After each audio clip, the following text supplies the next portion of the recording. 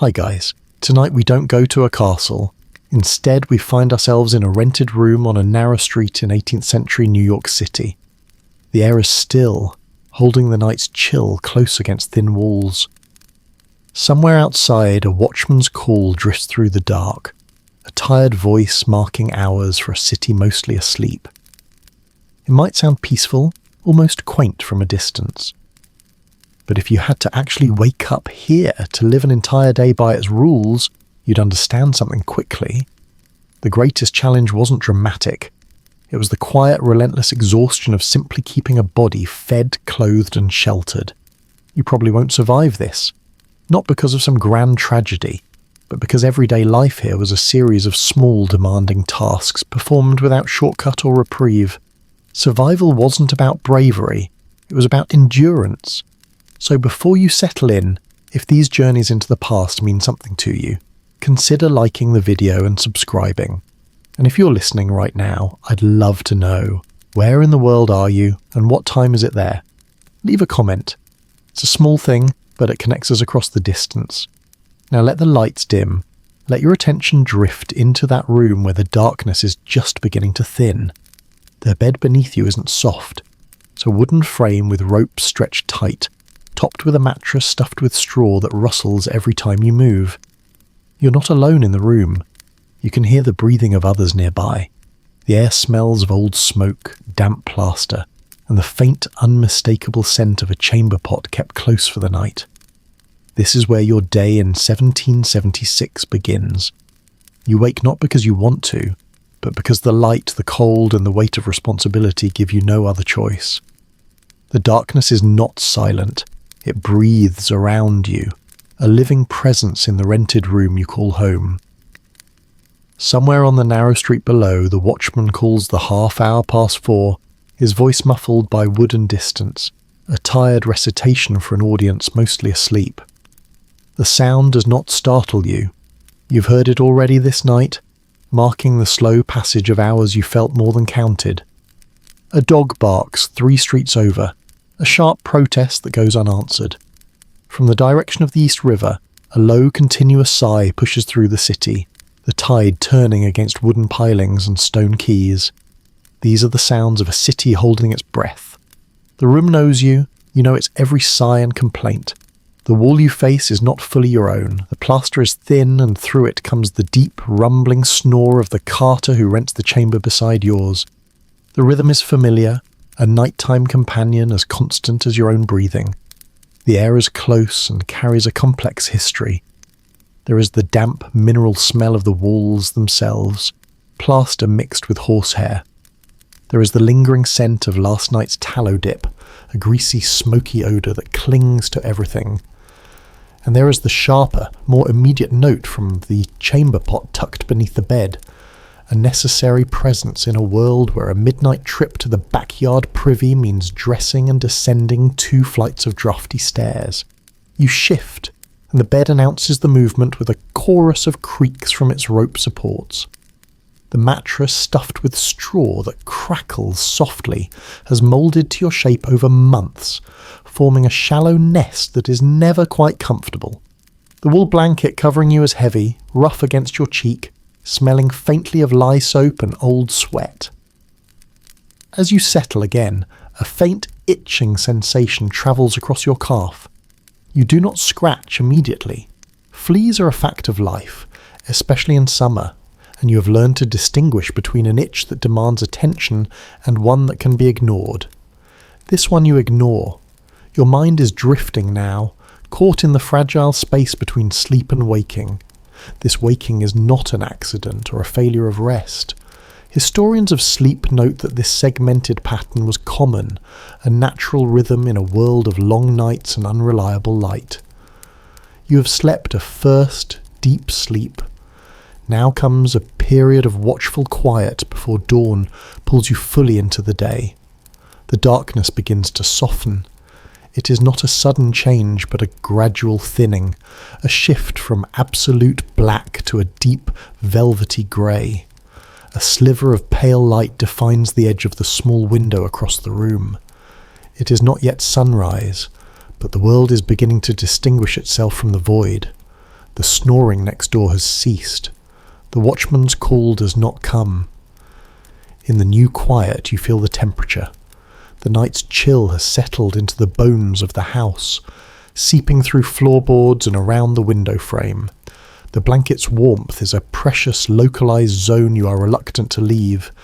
Yet, beneath it, you're aware of your own body, a dull ache in your right shoulder from yesterday's planing of oak planks, a stiffness in your knees. This is the physical ledger of labour, settled each night and reopened each morning. Now the light gains substance. It is a cool grey light, the colour of oyster shell. It slips through the small, imperfect panes of glass, casting a weak quadrilateral onto the planked floor. Within this pool of light, dust motes swirl in a slow, chaotic dance, made visible only by their betrayal of the beam. This is the day's first spectacle. The chill in the air is now a tangible presence, a sharp contrast to the lingering warmth of the bedclothes. You pull the rough wool higher, listening as the city stirs in its sleep.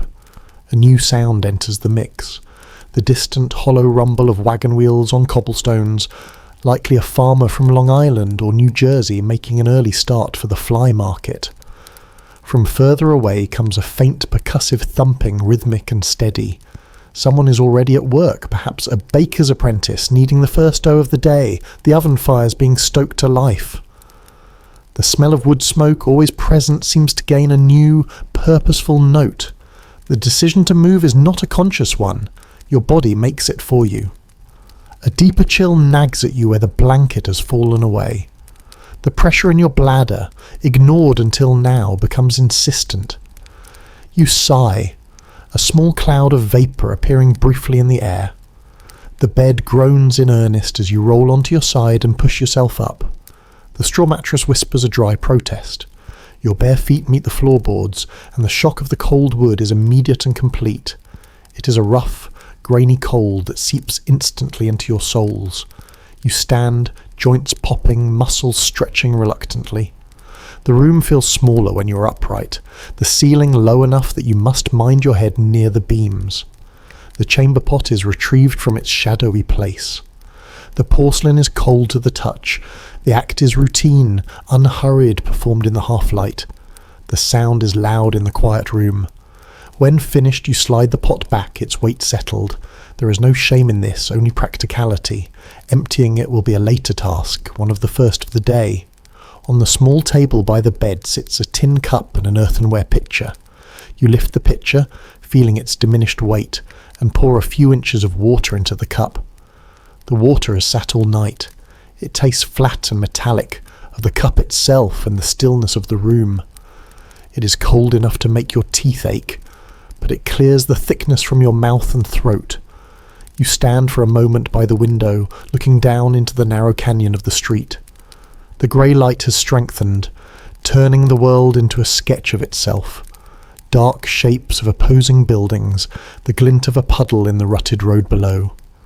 Your breath fogs the cold glass. Somewhere in your chest, a silent, familiar string is plucked. Your lips move without sound, forming fragments of psalms learned in childhood, not a formal prayer but a reflex, a grounding of the self in something perceived as larger than the chill, the fatigue, the day's impending labour. It is a claim staked in the quiet, a moment where you are neither asleep nor yet fully claimed by the demands of the household, the shop, the city. It is a luxury measured not in minutes but in breaths. Then, from the corner where your children sleep, a small cough sounds, followed by the rustle of their shared blanket. The private moment dissolves, as you knew it would. The world is coming awake, and you are now part of its waking. You turn from the window, the floorboards cold beneath your feet, and begin to dress in the gloom, your hands finding the familiar shapes of your clothing laid over the room's single chair. The day has you. The linen shirt is the first layer against your skin, pulled over your head in the faint light. The fabric is coarse, woven with a visible sturdy thread, and it carries the faint clean smell of the lye soap used to scrub it a week ago. It is cool, almost damp feeling in the morning air, and it settles with a familiar weight on your shoulders. Over this goes the waistcoat, its wool scratchy and thick, smelling of wood smoke and the faint oily odour of the sheep it once came from. You fasten the few precious bone buttons, their surfaces worn smooth from years of use. The wool breeches follow, heavy and restricting, the knees worn thin and reinforced with patches of a slightly different hue. Your wife's careful stitches forming a ridge you can feel with your thumb. Each garment is a known entity, its every fray and darn a recorded history of labour and frugality. Dressing is not an act of expression, but of assembly, piecing together a functional shell for the day's work. Your shoes wait by the door, their leather darkened by weather and wear. You sit on the edge of the bed to pull them on. The leather is stiff, unforgiving, especially in the cooler months, and it resists your foot for a moment before yielding with a soft creak. The soles are thick, studded with blunt-headed nails for traction, and you can feel every one of them through the thin inner lining. A recent repair, a patch stitched over the left toe where the leather had worn through, forms a hard, raised seam that will press against your foot by midday. You tighten the leather laces, their ends frayed and waxed to points, tying a simple knot you will not think of again till evening. Your hair is next, tousled from the night. You run your fingers through it, untangling the worst of it. A small chipped wooden comb rests on the table. A few brisk pulls and it is settled enough. For men of your station, wigs and powder are the stuff of merchants and clerks on Wall Street, a world away from the sawdust of your shop. A simple tri-cornered hat, its felt matted and its shape softened by rain and time, will serve to keep sun and rain from your eyes and to signal your place in the public order. To go bareheaded outdoors would feel as exposed as going without your breeches. You pat your pockets, a final check. In one, a single Spanish silver piece, a peso worn so smooth the monarch's profile is a ghostly impression, save for a true necessity. In another, a folding knife with a bone handle, its edge carefully maintained, for cutting food, cord, or a stubborn piece of leather. A short clay pipe and a small pouch containing a thumbnail's worth of tobacco, a luxury for a quiet moment if one should ever appear. A handkerchief, once white, now a soft grey.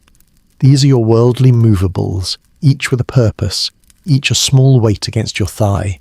You are now encased, armoured in wool and leather, separated from the world by layers that define you as much as they protect you. The hearth is the cold heart of the room. You kneel before it, the rough stone biting into your knees, even through the wool of your breeches. Last night's fire is not dead, only sleeping. You carefully brush away the thick layer of white ash with a small iron shovel, revealing a nest of glowing orange embers beneath, pulsating softly like the slow heartbeat of the house. They hold a profound, concentrated heat. You select a few pieces of kindling from the small basket beside the hearth, thin splits of pine that catch quickly. The wood is a constant calculation. Firewood must be purchased by the cord, hauled, stacked, and rationed. The good hardwood burns long and hot but is costly. The softer pine ignites easily but is gone in a rush of flame. Coal is known here, brought in as ballast on ships, and some of the wealthier homes use it, but its sulphurous smell and higher cost keep it from your hearth.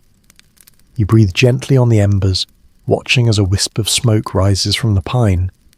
A tiny yellow flame licks up, hesitant, then catches hold with a soft whispering sound. You add a small piece of oak, placed just so to draw the flame without smothering it. With the fire beginning to claim its fuel, you take the iron kettle. It is blackened on the bottom, its surface a map of old burns. The walk to the pump is your first venture into the day's community. The stairs groan under your weight. The front door opens onto a street now washed in pale blue light.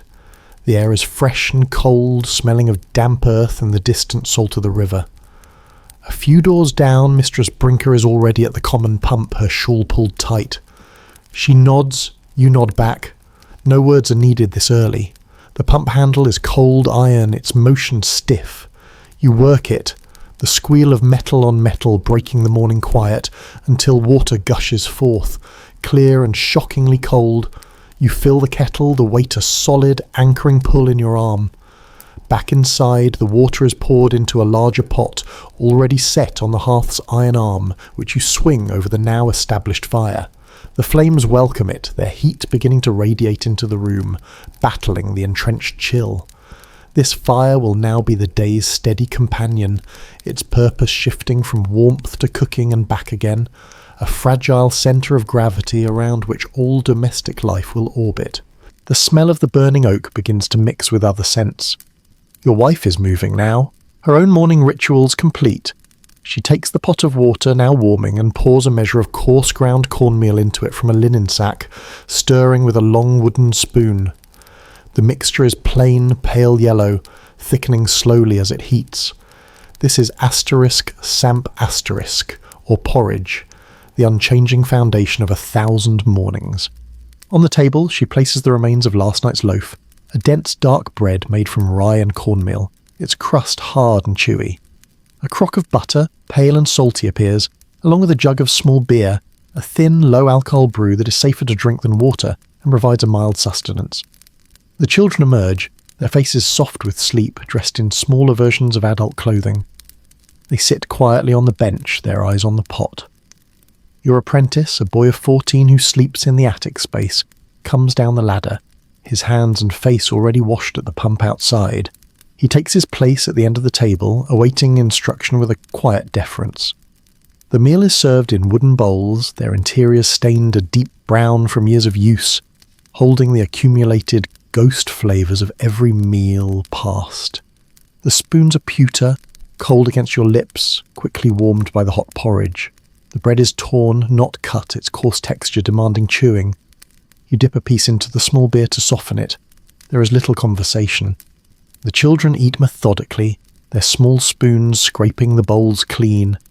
Your wife eats standing, one eye on the fire, the other on the children, taking bites between tasks. The apprentice eats quickly, knowing his duties will begin the moment the last swallow is gone. The food is fuel, not pleasure. It is warmth and weight in the belly, a bulwark against the hours of labour to come. The taste is simple, earthy, a note of corn and smoke and salt. You finish, the warmth spreading from your stomach outward. The bowls are scraped clean, the crumbs swept into a hand and tossed outside for the sparrows. The beer jug is stoppered and put away. No one lingers. The day is not a landscape to be admired, but a path to be walked, and breakfast is merely the first few steps. You rise, your chair scraping against the floor, and glance at your apprentice.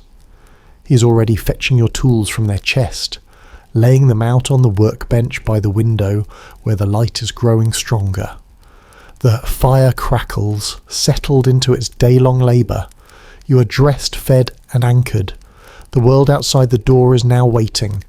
The door closes behind you with a solid thud, the sound of your domestic world sealing itself away. The street greets you with its own particular grammar. Underfoot, the surface is a testament to constant negotiation between human intention and natural resistance. Rough, rounded cobblestones, slick with morning damp, are set in the centre of the lane, a legacy of Dutch planning. But along the edges and in the gaps, the city's true foundation shows itself. Packed earth, now muddied in places by last night's rain, holding the deep parallel grooves carved by countless cartwheels. You step with care, your nailed boots finding purchase on stone, sinking slightly into mud, the rhythm of your walk an uneven cadence of scrape and suck. The city is assembling itself. A well-dressed merchant passes, his coat of fine broadcloth, his wig neatly powdered, his eyes fixed on a ledger he holds before him as he walks, trailed by an enslaved boy carrying a heavy-looking bag. The boy's eyes are downcast, his movements precise. His labour, like the rising sun, is a given, a foundational element in the economy of the morning. Near the pump a laundress, her sleeves rolled past her elbows, her forearms red from the cold water, argues good-naturedly with a fishmonger over the price of cod. Her English is salted with a Scottish burr, his with the guttural rhythms of Dutch. From an upper window a woman shakes out a rug, and for a moment the air is filled with swirling dust and the smell of old dirt. A cart loaded with fragrant, fresh-cut cedar boards rumbles past, the driver calling out a warning in German-accented English.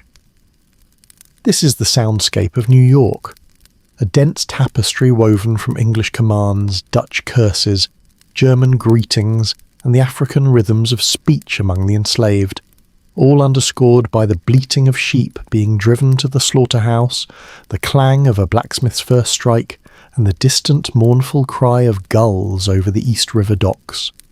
The smells arrive in layers, each telling a story of activity. The most welcome is the warm, yeasty perfume of baking bread pouring from the vent of a basement bakery 2 doors down, a scent so profoundly good it momentarily overpowers all else. But it is soon challenged. The tang of fresh horse manure deposited steaming on the stones is sharp and agricultural.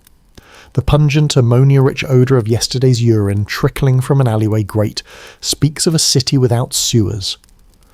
As you turn a corner toward the water, the air grows heavier, cooler, laced with the smells of tidal mud, rotting fish, tar and the damp, organic scent of hemp rope, the constant, complex breath of the harbour. You pass the coffee house, its door propped open, releasing a rich, exotic aroma still novel enough to make you pause, mixed with the political talk of men who can afford the luxury of both the drink and the time to savour it. Your shop is on a narrower lane, a few streets back from the bustle of the wharves. The space is not truly yours. You rent it from a widow who lives above. You fit the iron key into the heavy lock, the mechanism turning with a satisfying metallic clunk. The door swings inward on protesting hinges, revealing your kingdom. Light, still pale and indirect, slants through the single multi-paned window, illuminating a universe of suspended dust.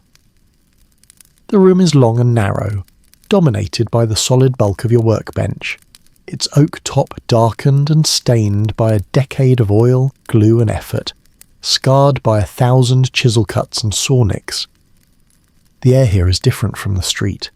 It holds the settled, comforting ghosts of past projects, the sweet, resinous smell of pine, the deeper, drier scent of oak and walnut, the sharp tang of vinegar-based glue, the earthy aroma of linseed oil. Your hands know this place without looking. You go to the wall where your tools hang from pegs, each in its ordained place, a silent council of purpose. You take down a smoothing plane. Its body, made of beechwood, is worn smooth where your palm cups it, the patina of 1,000 hours of contact. The iron blade, cold and heavy, is sharp enough to pare light into shavings. You lift a tenon saw, and the weight of its brass back spine is a promise of control and straight lines. These are not just objects, they're extensions of your will, their value measured not in coin but in their perfect fitness to your hand and to the task. A bad tool is a thief of time and material, and so each one is maintained with a care bordering on reverence, sharpened, oiled, and stored with ritual precision. Your apprentice has already swept the floor and laid out the wood for the day's first task, a set of drawer fronts for a cabinet ordered by a ship's clerk. The boy stands quietly, watching your hands. His education is not in books, but in the grain of wood, the set of a plane, the sound a saw makes when it is cutting true. You show him by doing, not explaining. You take a board, run your thumb along its edge, feeling for the subtle whisper of a warp. You nod, and he secures it in the bench vise. You make the first cut, the saw teeth biting with a rhythmic asterisk, zip, zip, zip, asterisk that sends a fine, pale shower of sawdust to the floor. You do 3 strokes, then hand the saw to him. His grip is awkward, his angle wrong. You adjust his hands with a touch, no words. He begins again, the sound less confident. This is how it passes, knowledge flowing from muscle to muscle, from your experienced eyes to his learning ones, through the silent medium of shared labour. The morning unfolds in a series of such small, focused actions.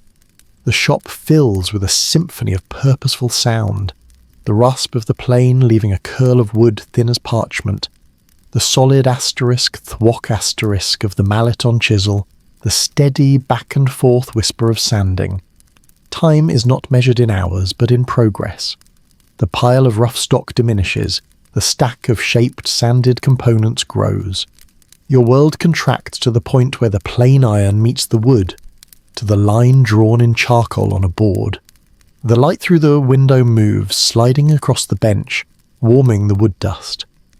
You feel the first warmth of exertion gathering between your shoulder blades, a damp patch forming where your shirt meets the wool of your waistcoat. The familiar ache in your right forearm, an old companion, reasserts itself. The wood itself speaks to your hands. The pine is soft, yielding, its grain a pale, straight road map. The oak is stubborn, dense, its texture demanding respect and more effort. You feel their differences in the resistance against your tools, in the way they accept glue, in the very dust they release into the air. A shadow falls across the bench. A customer, a ship's carpenter, stands in the doorway. He needs a new handle for an adze, his own having split. This is not a transaction of coins, but of mutual obligation and timing. You inspect the broken tool, running your fingers over the fracture. You have a piece of seasoned hickory that will serve. You name no price. He asks how soon. You say by week's end. He nods, says he will send his boy.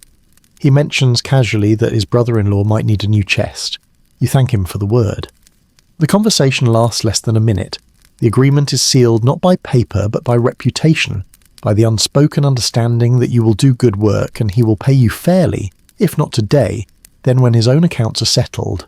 Credit is the true currency of daily life, a web of promises that binds the community together in a network of mutual dependence and trust. Later in the morning, as the sun climbs higher and the shop grows pleasantly warm, you pause. You lay down the chisel, flex your fingers. Your apprentice stops his sanding, his young shoulders sagging with relief.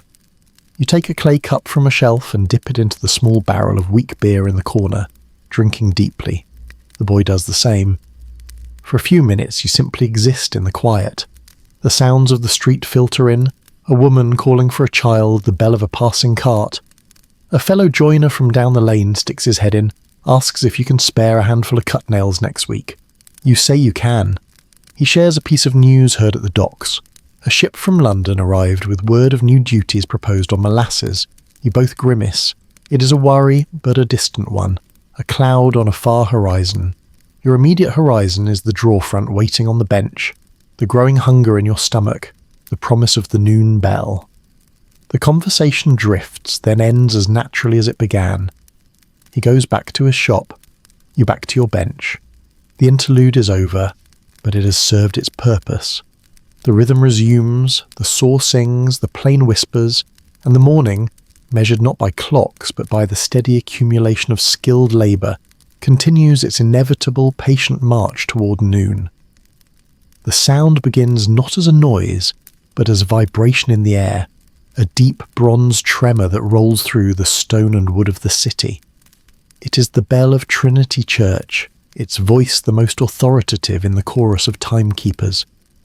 Other bells answer, a higher, quicker chime from the Dutch Reformed Church, a slower, more deliberate toll from St. Paul Lieben, each with its own character and congregation, but Trinity's dominates. A seismic wave marking the zenith of the sun. For you, whose shop has no clock, it is the day's most significant punctuation. The final stroke hangs in the dusty air of the workshop, and with its fading, a collective exhalation seems to pass through the lane. Your hand, guiding a plane along a maple board, completes its pass and stills. The rasping whisper ceases, leaving a sudden ringing quiet in its wake. All around, the city's industry acknowledges the signal. From the blacksmiths comes the last solitary clang of hammer on anvil, then silence. The carpenter next door stops his saw mid-pull. The sounds of labour, so constant all morning, dissolve into a mosaic of smaller, human noises. The heavy thud of a mallet being set down on a bench, the metallic clatter of chisels dropped into a tool chest, the long, groaning stretch of a man's spine as he stands upright, arms reaching toward the low ceiling, joints popping in protest after hours of bent concentration. The rhythm of the street outside transforms. The focused flow of morning errands gives way to a thicker, more congested tide. Apprentices dart out of doorways on last-minute tasks before their own respite. Journeymen and masters emerge, blinking in the stronger light, brushing sawdust or flour from their sleeves. The calls of street vendors shift in tone. Now they hawk meat pies, oysters, roasted ears of corn, quick portable sustenance for those with little time or coin. The social geometry of the city simplifies. People cluster in doorways, on steps, around pumps. Conversations bloom. Not the brief functional exchanges of the morning, but longer, more meandering dialogues about the work just done, the weather, a piece of gossip overheard. The bell has not just announced the hour, it has dissolved the private spheres of 100 workshops and drawn everyone into a shared public intermission. Your own stomach, a quiet presence for the last hour, now announces itself with a distinct, hollow urgency. The morning's porridge is a distant memory, burned away by the steady furnace of labor. You wipe your hands on a rag already stiff with dried glue and sweat. Your meal is simple, a bundle wrapped in a cloth by your wife this morning. You untie it on the cleared corner of your workbench. Inside is a thick slice of yesterday's rye bread, its crust tough and chewy. With it is a smaller piece of salted pork, cold and firm, its fat rendered white, and a wedge of hard, yellow cheese that smells faintly of the cellar. From the small barrel in the corner, you draw a mug of the same weak beer from breakfast, its taste sour and slightly flat, but wet and cooling. There is no plate. You eat with your hands, tearing the bread, biting off a piece of pork and cheese together. The flavors are strong, salty, and fatty, a direct answer to the body's craving for substance. The bread demands vigorous chewing, a final act of labor before rest. You eat where you stand, leaning against the bench, watching the street life through your open door. Your apprentice does the same a few feet away, his meal nearly identical. Others have different rituals. Some men from the nearby cooperage gather on the steps outside, passing a shared jug of cider. A group of porters from the docks jostle each other good-naturedly around us, all selling hot sausages, the greasy smell cutting through the air. In the tavern across the way, the more established craftsmen and petty merchants can be seen through the windows, seated on stools, engaged in more animated talk over bowls of stew and tankards of stronger ale. This is where news is sifted and disseminated. You catch fragments as people pass your door. A sailor, his speech slurred by rum and a missing tooth, holds forth about a press-miss at the battery. Two men in tradesman-esque clothes argue in low, earnest tones about the latest issue of the New York Gazette, their debate peppered with words like liberty and taxation. Information here is a currency traded as freely as the sausages, its value depending on the source. Its accuracy often secondary to its relevance. You listen, you chew, you absorb. The food is gone quickly, its solid weight a palpable satisfaction in your gut. The immediate, gnawing hunger recedes, replaced by a spreading warmth as your body sets about the work of digestion, claiming the fuel for the afternoon's efforts. With the edge off your hunger, a different need rises to the surface, the need for stillness. The adrenaline of focused work has ebbed, leaving fatigue in its wake. Your eyes feel gritty from sawdust, the muscles of your back and shoulders, momentarily forgotten during the meal, now murmur their complaints. Your bench is too cluttered to sit at, so you slide down the wall to sit on the floor, your back against the cool, rough plaster. Your apprentice mimics you, a few feet away. You pull out your pipe and the small pouch of tobacco, a luxury purchased in a careful ounce at a time. You pack the bowl, the dried leaves rustling faintly. You strike a flint against steel, the sparks catching on a bit of char cloth, and nurse the small ember to life, touching it to the tobacco. The first draw is harsh, expanding in your lungs, but the subsequent ones are smoother. The smoke curls into the still air of the shop, its earthy, pungent scent mingling with the smells of wood and glue. You do not smoke often. It is a pleasure reserved for moments like this, a deliberate pause. You watch the street, now in its midday fullness.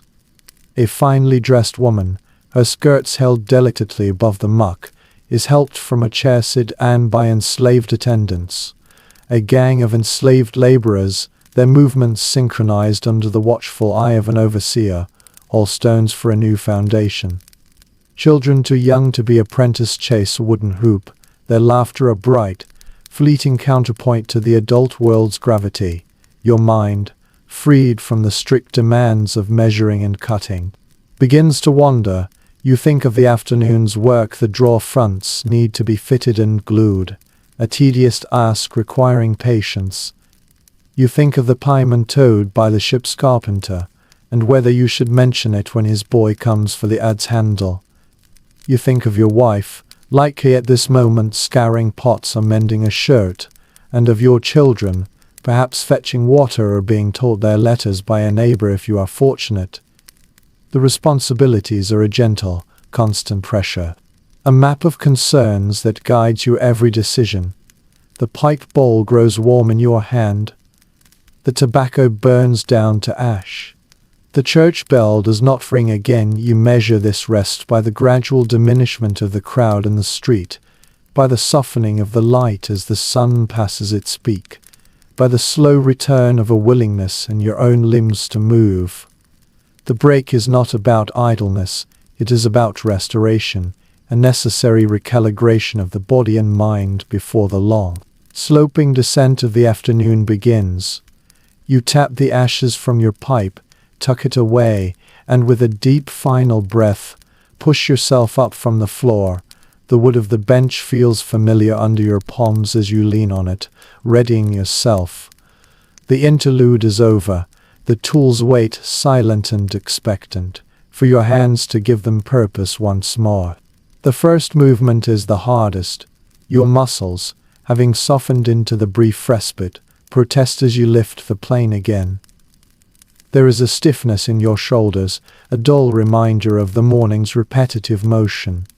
Your mind, too, resists, clinging to the smoky tranquility of the break. You must coax yourself back into the rhythm. You place the plane's sole on the edge of a drawer front, press down and push. The initial resistance is met. The blade bites, and a long, pale curl of maple emerges.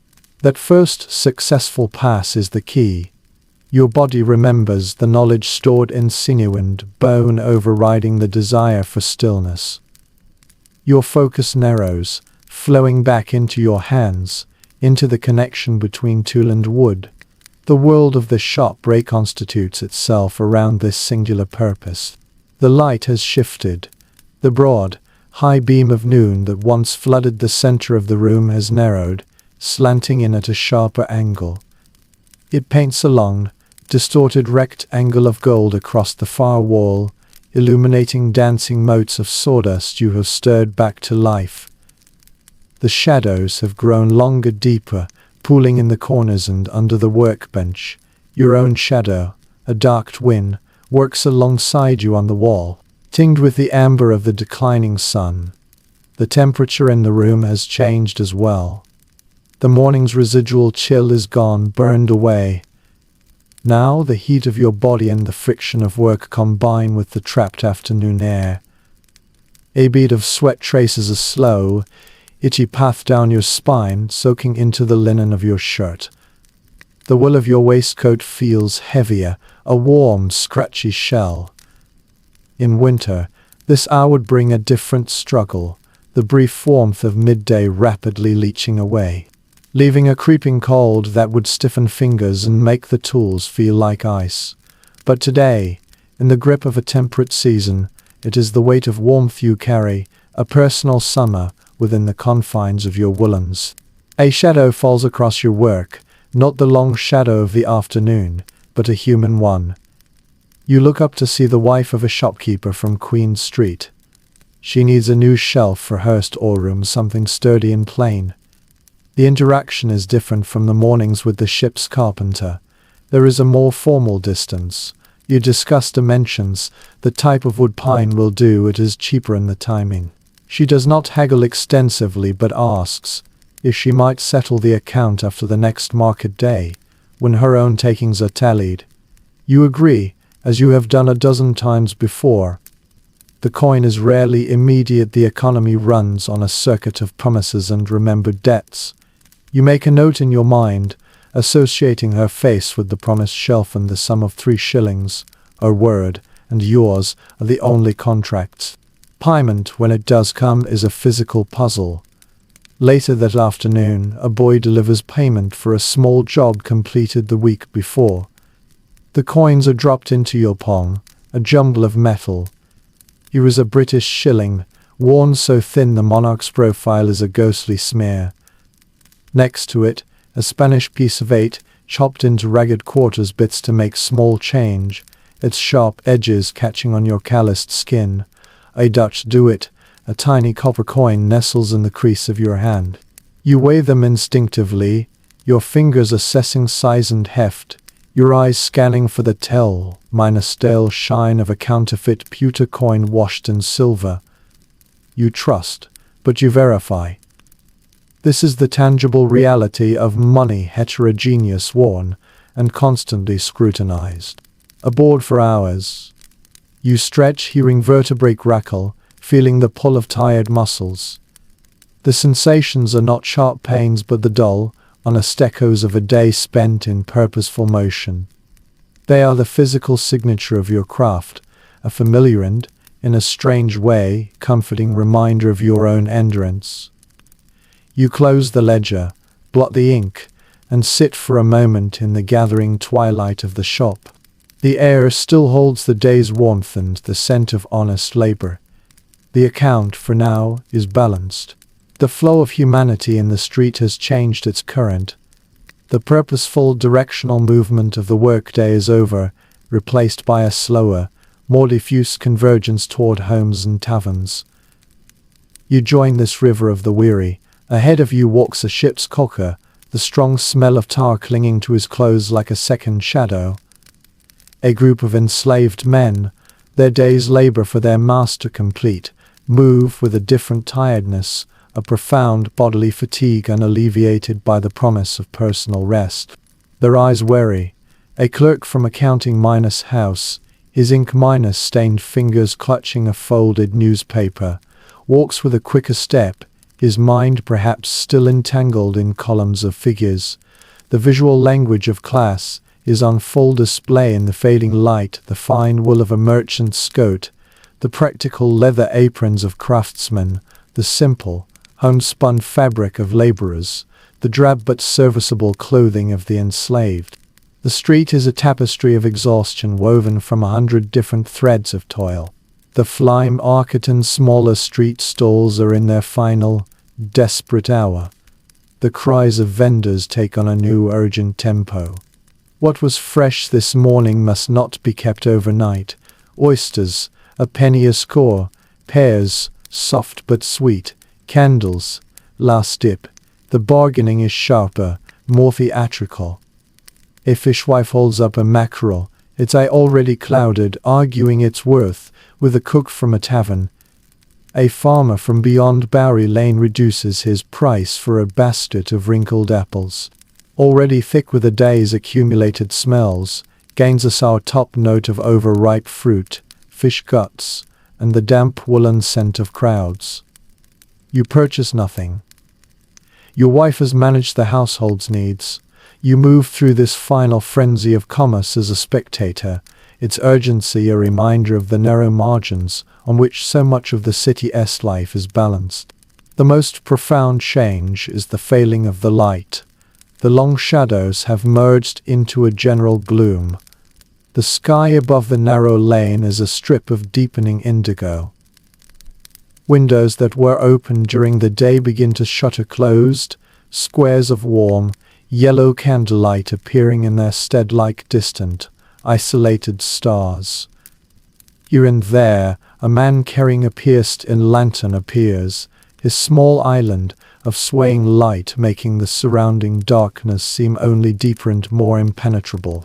Your own path is guided by memory, by the feel of the cobbles underfoot, by the dim outlines of familiar doorways and hanging signs. This reliance on the remembered path brings its own quiet tension. The darkness is not empty, it conceals. A doorway alcove becomes a black void, a narrow alley mouth a potential maw.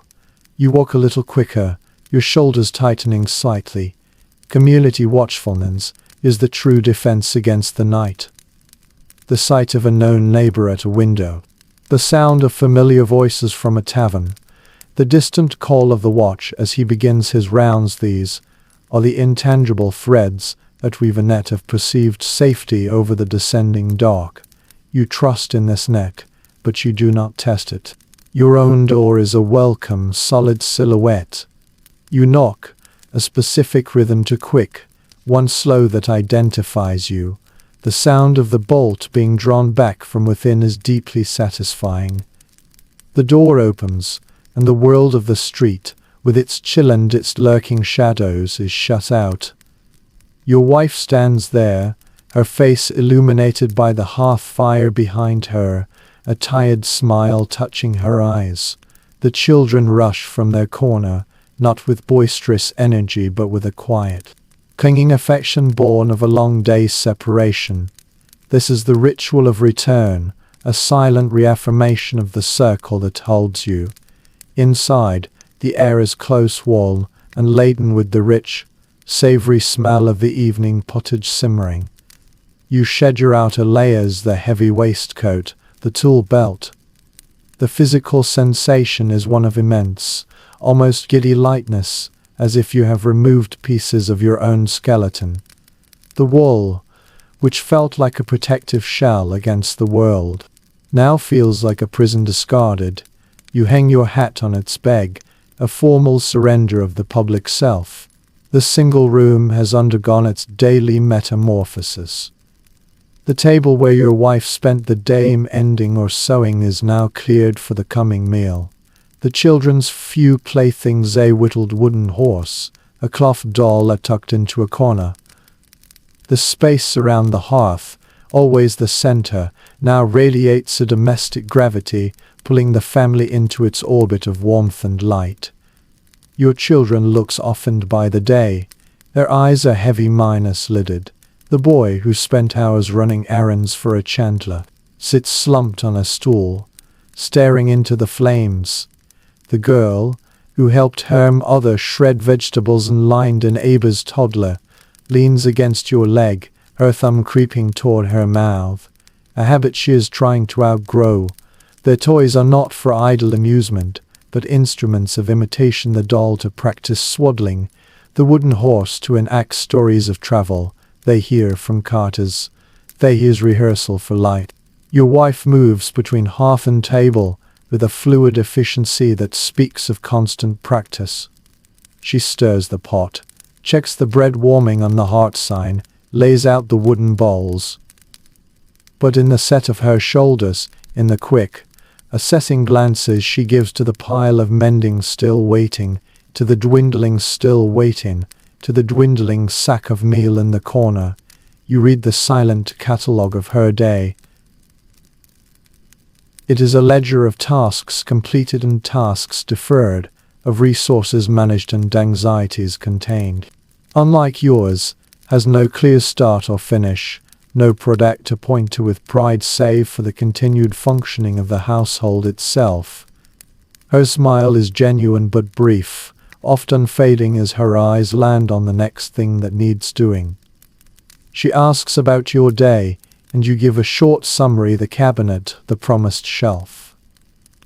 The exchange is not mere talk, it is the merging of two separate spheres of survival, the external and the internal, into a single shared understanding of where the family stands. There is still light enough for the final outdoor task. You take the bucket and return to the pump. The crowd there is different now, those who, like you, need water for the night. The conversations are shorter, more functional. Cold coming in, and neighbor remarks, pumping vigorously. You agree. The water, when it comes, is even colder, numbing your hands. This is the last concession to the outside world, this hauling of a fundamental element. Back inside, you pour the water into the large storage crock. The sound a loud splash in the quieting house. If you kept animals, a few chickens in a coop out back, perhaps you would check them now, securing them against foxes and thieves, ensuring they have scraps. It is a small economy of feathers and eggs, a tiny buffer against want. Then comes the securing of the fortress. You check the shutters on the window, ensuring the wooden bar sits firmly in its brackets. You test the door's bolt, its solid iron slide a comfort. These are not protections against armies, but against the opportunistic chaos of the night, a drunkard stumbling into the wrong room, a desperate soul looking for an unguarded tool to pawn, and always underlying every precaution is the silent, sleeping fear of fire. Ensuring the fire is banked correctly, the sparks safely contained behind a well-set backlog. Finally, the careful economy of light. Your wife brings out the candlestick, its base of worn pewter. The candles themselves, made from tallow saved from your own meat scraps or purchased at great expense if beeswax, unmeasured wealth. She trims the wick with a small knife, then lights it from a splinter dipped into the hearth. The flame springs to life, a tiny, struggling sun that pushes back the darkness in a small, intimate circle. Its light is soft yellow and smoky. It will be allowed to burn only as long as is necessary for the evening meal and the most essential tasks. To let it burn idle is to watch money melt into the air. Its precious, flickering glow defines the new boundaries of the world. The street, the shop, the city with its rumors and politics all recede. Within this circle of warm, frail light, there is only the table, the steaming bowls, the faces of your family, and the long, quiet watch of the night ahead. Another visitor comes not to buy but to collect. It is the ship's clerk for whom you are making the cabinet. He inspects the nearly finished drawer fronts you have glued and clamped. His hands are soft, his eyes critical. He runs a finger along a dovetail joint, feels the seamless edge where two pieces meet. He opens his mouth as if to find fault, a customary part of the dance, but his fingers find none. He nods, a quick, almost grudging gesture. You do not boast. The quality of the joint, the smoothness of the plane's work, they speak for you. The silent approval of a discerning customer is a currency as valuable as the chopped bits of Spanish silver. You promise the cabinet will be ready for delivery in 2 days. He leaves and you feel the faint, familiar thrill of a task nearing completion, of a promise kept, and of the tangible if deferred reward it represents. As the afternoon light mellows toward gold, the pace of work necessarily slows. The final drawer front is sanded, its surface like silk to the touch. The focus now turns from creation to preservation. You take each tool from the bench. The plane's iron is carefully backed off its cutting depth. You wipe its wooden body with an oiled rag, removing the patina of sweat and wood dust, feeling the smooth, warm beechwood beneath. The chisels are examined for nicks, their sharp edges revered, then placed in their leather roll. The saw is hung on its peg, its teeth pointing inward for safety. Each tool is returned to its specific place on the wall, a ritual of order that bookends the day's creative chaos. Leftover wood is sorted, useful offcuts go to one shelf, kindling for the hearth to another. Nothing is waste. The floor is thick with a soft carpet of sawdust and shavings. Your apprentice knows this signal. He takes the broom, a bundle of twigs tied to a handle, and begins to sweep. The soft swish the day's final rhythm. The dust rises in a fragrant cloud, smelling of sun warmed maple and oak, before settling in a neat pile to be collected for the fire or the garden. Use it at the cleared corner of your bench. the heavy ledger book open before you. The ink is homemade, a sooty brown. The quill is a goose feather you trimmed yourself. Your writing is slow, laborious, each letter formed with the careful concentration of a man more accustomed to guiding a saw than a pen. You record the shelf promised to the shopkeeper's wife, the payment received from the boy. Other debts and promises are recorded not here, but in the deeper, more fluid ledger of memory. The adze handle for the carpenter, the completed cabinet for the clerk. The written word is for transactions that must outlast the week. The remembered word binds the daily fabric of trust and obligation. Your apprentice finishes sweeping, empties the dust into a bucket, and looks to you. You send him on a final errand to fetch a fresh pail of water from the pump for the walk home, to return a borrowed hammer to the cooper next door. These small tasks complete his day's curriculum. As he leaves, the shop falls into a profound quiet, broken only by the scratch of your quill. You become fully aware of your body now, as the urgency of work departs. A solid, aching presence. The base of your thumb is tender from the constant pressure of tool handles. There is a numb spot on your left knee from where you braced. The pot that has simmered on the hearth all afternoon is lifted with a thick cloth wrapped around its handle. Its contents are a deep, hearty brown, a thick stew of dried beans, a few chunks of salted pork that have softened and bled their fat into the broth, onions, and whatever hardy greens your wife managed to procure or grow in the small patch behind the house. The spice is not a complexity of flavors, but a simple blunt force salt, generously used for preservation, and perhaps a single bay leaf for a pinch of dried thyme from a summer's careful harvesting. The smell is rich, savory, and profoundly comforting, the very scent of sustenance.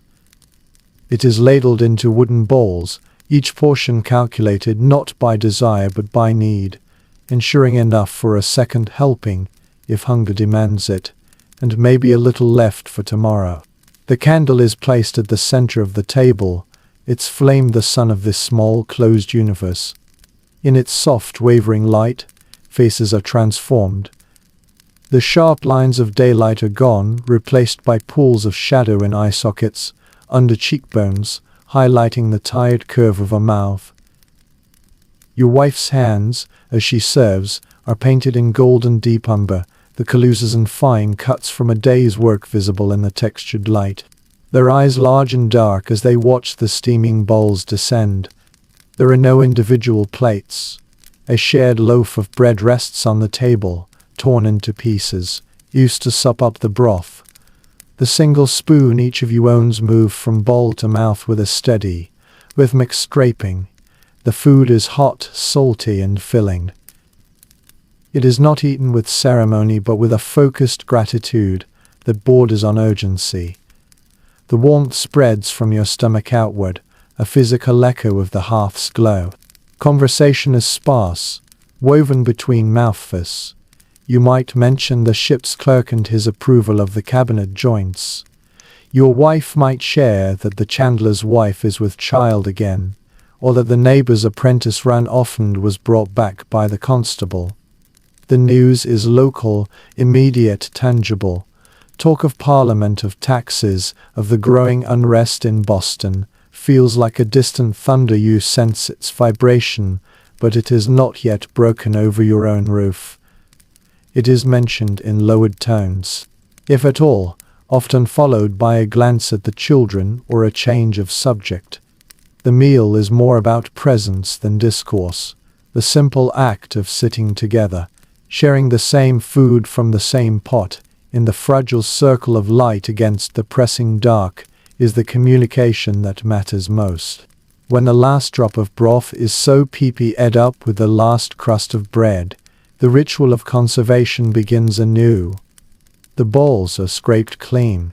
The pot is set aside, any remnant saved with care for a possible addition to tomorrow's meal. Nothing is wasted.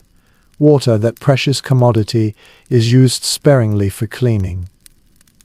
A small amount is poured from the jug into the pot, swirled, and used to rinse the bowls, and used to rinse the bowls, and used to rinse the bowls. This grey, lukewarm water is then taken to the door and tossed into the street.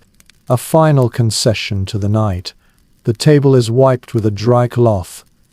The evidence of the meal is erased with practiced efficiency, leaving only the lingering, homely scent in the air and the comfortable weight in your belly.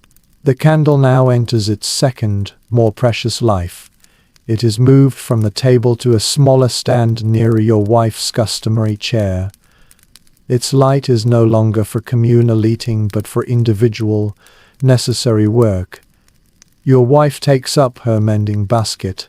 In the intimate glow, her head bends over a shirt of yours, torn at the elbow, her needle, a sliver of steel, flashes as it dips in and out of the linen, pulled by a thread of flax. Her movements are quick, precise. A dance performed without conscious thought, her fingers knowing the path. The light is just sufficient to see the tear, not enough to strain the eyes for long. You in turn might take up a tool that needs attention, the smoothing planes iron that requires a fresh edge. You fetch your sharpening stone and a drop of precious oil, and in the same pool of light, you draw the blade across the stone in long, careful strokes, the rhythmic shush minus, a companion to the soft pop of the hearth. If old enough, might be set a simple task practicing their letters on a slate with a bit of chalk, or reciting a psalm learned by rote. Education happens here, in these stolen moments of dim light, a quiet investment in a future of slightly wider horizons. If you are among the minority who can read, the candle might illuminate a page. The text is almost always the family Bible, its thick paper, small, dense type, and solemn language demanding slow, laborious deciphering. Or perhaps it is an almanac, its practical wisdom of weather and tides, or a cheaply printed pamphlet, its pages smelling of poor ink and cheaper paper, containing a sensational story or a fiery sermon. A wrestling of meaning from the demons. The words are often spoken softly, aloud, for your own understanding and for the benefit of those listening. The sound of your own voice giving shape to the words becomes part of the evening's soundscape. That soundscape itself is a layered thing. The dominant sound is the fire, a quiet, living presence in the hearth, its logs settling with a soft crack, a pocket of sap exploding in a miniature sigh. From outside, sounds bleed through the shutters. A burst of laughter from a tavern down the lane, sudden and sharp, then fading. The raised, angry voices of a marital dispute to houses over, the words indistinct but the emotion clear. His voice is a stitch in the fabric of the night, a reminder of order. Then, longer stretches of a silence so profound you can hear the scuttle of a mouse in the wall, the faint rustle of your wife's skirt as she shifts in her chair, the soft, rhythmic breath of a child already slipping into sleep on a pallet. This quiet is not empty, it is dense, a palpable substance you inhabit. There are nights, perhaps one in a week, when the pull of the community outweighs the weariness. You might decide to visit the tavern. It is not a long walk, but in the dark it feels like a journey. The tavern is a cyst of light and noise in the belly of the sleeping city. Pushing open the heavy door is to cross a threshold into a different element, thick with smoke, loud with talk, warm with the heat of many bodies. The air smells of spilled beer, sweat, tobacco, and the greasy aroma of meat pasties. Men of your station, and some slightly above or below, crowd around tables and line the bar. This is the true nerve center of common life, where information is exchanged not in fragments but in torrents. Here, drink is both sustenance and social lubricant. Small beer is ubiquitous. A weak, low-alcohol brew can soothe like water. Stronger ale is for celebration or deep commiseration. Rum, distilled from West Indian molasses, is the stronger spirit, its consumption a more serious affair, often leading to louder talk, singing, or trouble. You order a tankard of ale, its cost a careful deduction from your mental accounts. The first sip is bitter, cool, and deeply satisfying. Conversation flows freely, but within channels. Work is discussed, deals are hinted at, gossip about neighbors and city officials is traded with relish. And then, inevitably, the talk may drift toward politics. It is done cautiously. A man might lean in, his voice dropping, and mention the high price of tea, or the arrogance of a customs officer. Another might grumble about the quartering act, the burden of soldiers in the city. Simmering resentment toward distant British policies that pinch local lives, and it is often voiced as a complaint about a specific hardship, not as a revolutionary creed. Words like liberty and rights are whispered, not shouted. You listen, you nod, you might add your own grain of experience. It is a feeling minus out of shared sentiment, a building of consensus in the dark.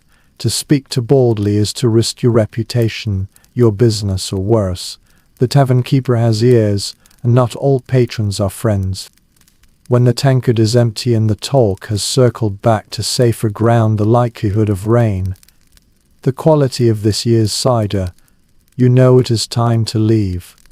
Stepping back into the night is a shock. The cold air cleanses the lungs of smoke. The silence is a physical wall. You navigate by memory and faint starlight, your footsteps echoing too loudly in the empty lane. You listen for the watch, not for the reassurance his presence brings that you are not alone in the darkness, that the city's fragile order still holds. You reach your door, fumble for the key, and slip inside, bolting the world out once more.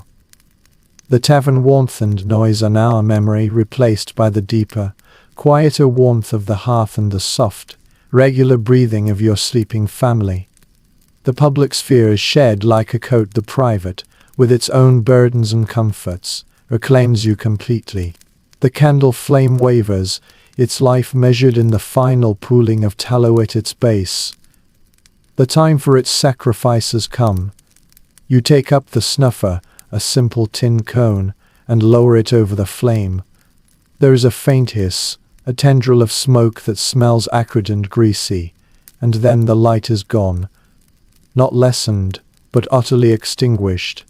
The darkness that rushes in is absolute, a physical presence that fills your eyes, your mouth, the room itself. For a moment, you are blind, unmoored.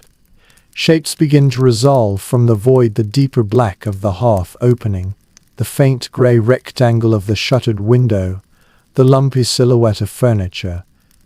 This is a darkness modern eyes never know, a totalitarian dark that commands respect and stillness. Your body, released from the day's final upright obligations, begins its slow surrender. You lie flat on the straw mattress, feeling it crunch and settle beneath you. The weight of your limbs seems to increase, pulling you down into the bed's shallow depression. A deep sigh escapes you, and with it, a conscious release of the tension held in your jaw, your shoulders, the small of your back, the muscles, so long braced for labor, finally unclench. Your breathing slows, deepening. Each inhalation carrying the cool, still air of the room, each exhalation warming the space inside the blanket near your face. The wool, scratchy at first, now feels familiar, a dense, warm shell against the night's chill seeping through the walls.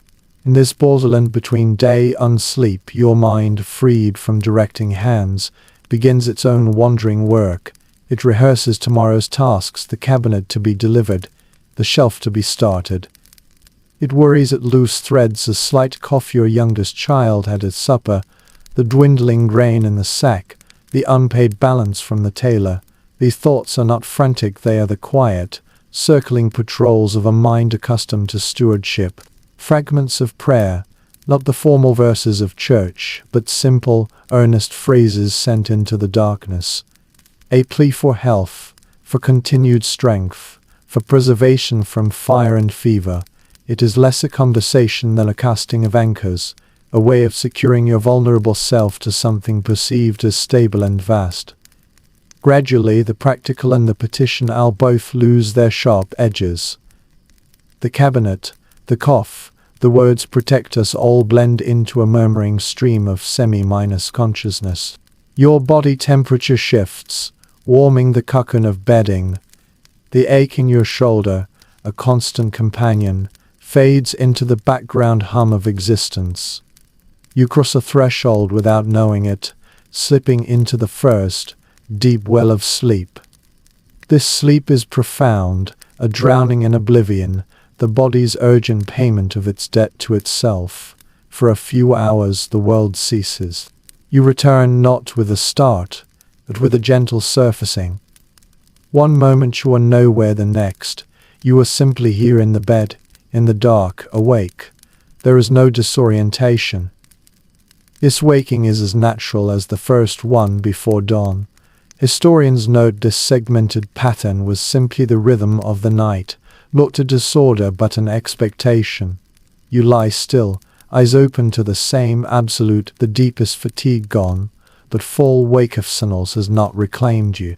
This is the night's secret middle space, our belonging neither to day nor to deepest night. It is a time of peculiar clarity. You might simply lie there listening. The house is a symphony of tiny sounds. The hearth embers sigh as they contract. A mouse scrabbles inside the wall with a sound like crumpling parchment.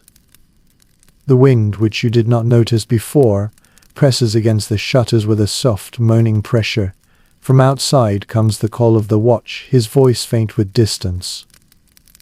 3 o'clock, and a clear night. Further off a dog barks once, twice, then falls silent. If the wind is right, comes the faint rhythmic creak of a ship at anchor, a wooden giant breathing in his sleep. Your wife stirs beside you, murmurs something unintelligible, her breath warm and regular. This wakefulness is peaceful, contemplative. It feels like a secret hour stolen from time itself. You might use it. In a whisper so faint, it is barely a breath. You exchange a few words with your wife about a forgotten errand for the morning. She answers in the same spectral tone, and the conversation dies as softly as it began. You might turn your thoughts inward, pondering a problem from the workshop with a detachment the daylight never allows. Or you might rise, moving by touch alone, to add a small piece of wood to the embers, stirring them to a faint, rosy glow that paints phantom patterns on the ceiling for a few minutes. You might take a sip of water from the cup by the bed, its coldness startling in the warm dark.